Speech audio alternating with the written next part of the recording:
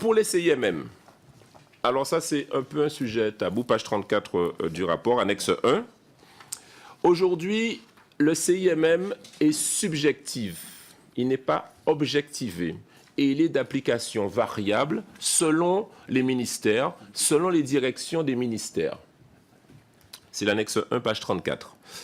Ce qu'on a proposé dans ce rapport, c'est d'objectiver le CIMM. Parce qu'en réalité, à bien y regarder, il y a CIMM, Centre des intérêts matériels et moraux, et CIMM.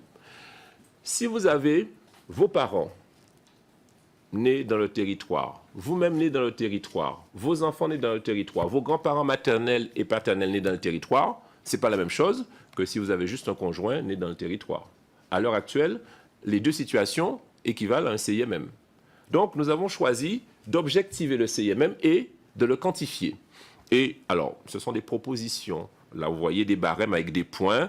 Vous voyez que si l'agent est né en Outre-mer, il a des points. Si son père, sa mère, son grand-père paternel, maternel, son conjoint, ses enfants, s'il a la résidence sur le territoire, si il est domicilié avant son entrée dans l'administration, s'il a son lieu de résidence des ascendants du deuxième degré, s'il a fait ses études secondaires, s'il a obtenu des diplômes, permis de conduire, etc., etc. Ce sont des critères proposés. J'imagine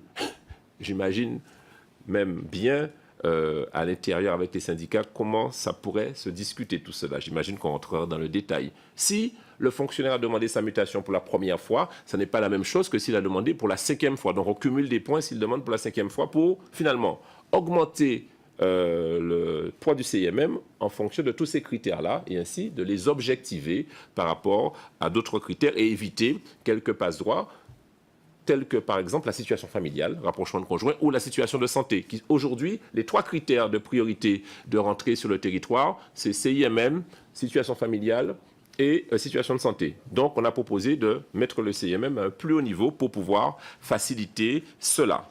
Je vous ai dit que pour les questions de calendrier, notamment d'élection de la fonction publique, ils m'ont dit oui, mais c'est urgent, mais pas tout de suite. L'année prochaine. Mais ils sont intéressés sur ça.